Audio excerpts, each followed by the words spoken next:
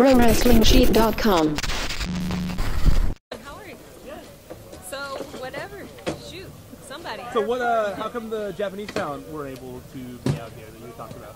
Honestly, that's on Kenny Omega. Honestly, no, really it is. It's so funny because I can't really communicate with these gals, and Kenny is fluent in Japanese, which is awesome. So no, it's not his fault. But you know, hopefully we'll coordinate to get them out here more frequently, much sooner. But it was kind of a last-minute dash there, and it's hard to get folks all the way from Japan sometimes. How difficult is talent acquisition, or how fun is talent acquisition for you? Just kind of finding women to fill out the roster. It's been extremely fun, and I don't mean to brag in saying that it's been incredibly easy. Every conversation that has been had is so positive. I don't have to sell anybody on anything. I mean, most of the time people reach right out to me, which is amazing. That already takes half the job away from me. And they're so excited about it, and they're just looking to start to talk, and I'm like, hey, I have this list and you're on it. So thanks for reaching out, and this is great. I'd love to talk more, and we take it from there. It's really a good problem to have a lot of people interested, and in every situation you're going to have more people interested than you have room for, which is what we got going on right now, but that's great. And literally every person who's reached out has been fantastic. Like there's no person that's reached out that I've been like, wah, wah. It's been like, hey, how can I make this work? How can there be room for them? Because of course we want to make sure that everybody is treated great. So I don't want to just sign 800 people and then they sit around and they can't do anything, or they have like meaningless things here and there. I want everything to mean something for everybody that's a part of our roster. So. Is that AEW reputation already preceding it to make that easy on it? I guess it is. I mean, you know, people talk, which is great. You know, a lot of these folks see each other at shows every weekend and whatnot, and word travels pretty quickly when people are excited about something and interested. So word is traveling for us in a really good way. Talking about female talent and male talent, so TV, elaborate on what exactly what is coming out of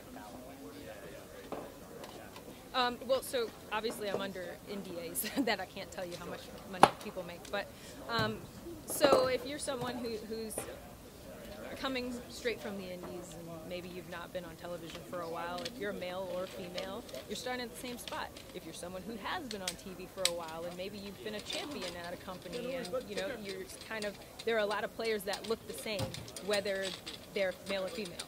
So they start at the same spot. There really is the difference with places that I've worked before. There have been a lot of times where no matter what, you start at this, or this is your weekly, or this is your per show.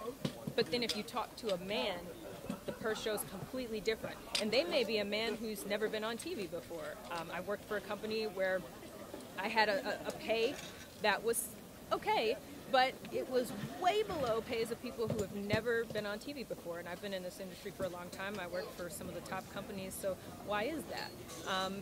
So that's something that we really didn't want to do. And we're achieving that. It's going really good right now. Everybody seems to be really happy, so we're going to keep going. Are you looking at bringing anyone like from the past, like Lisa Braun or something like that? From what? Are you looking to bring back anybody from like the past? You know, Oh. say like Lisa Braun or something like that? So we're open to everything.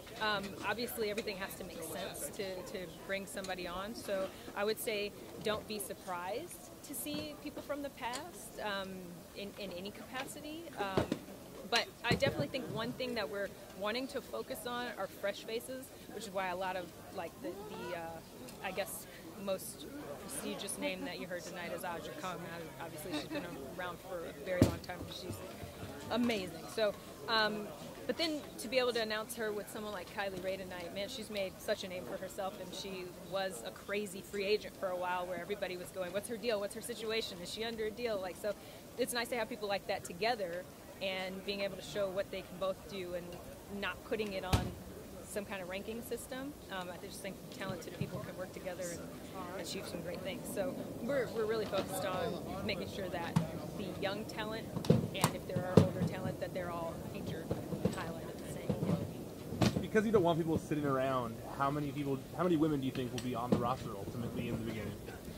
Well, you know, we got Double or Nothing coming, so I don't really want to tell you a number because then you're going to guess what the situation is and, you know, whatever. I was trying to sneaky, sorry. Yeah. I will say that at Double or Nothing, there's going to be really good representation of females. Will it every show, will there be that same exact representation of females? No, let's hope not. That would be silly just for the sakes of numbers. Everything's going to be what makes sense.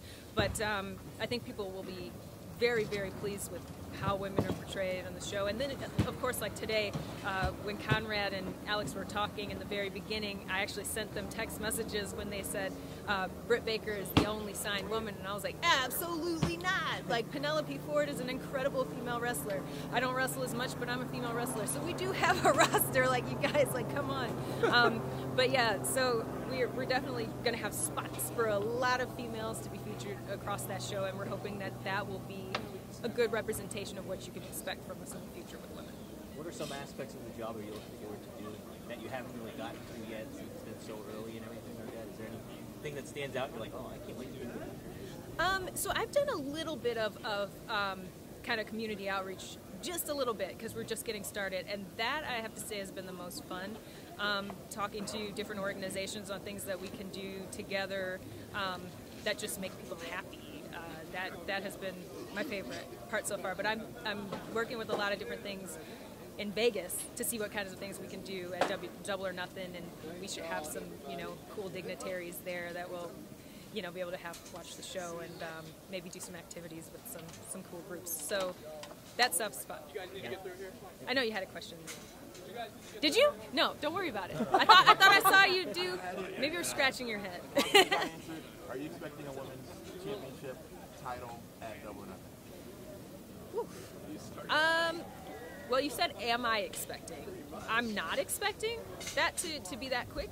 But there absolutely, obviously, will be a women's championship for sure. But as far as Double or Nothing goes, I think it's a miss to do too many things at once. Some things get lost in the sauce, and that's a huge thing. So I personally would like to take our time and build on that and make that really cool. Yeah. Hey guys, thank you so much. Good. I really appreciate Awesome. that. Thanks, and we're going to guys. have Cody. ProWrestlingSheet.com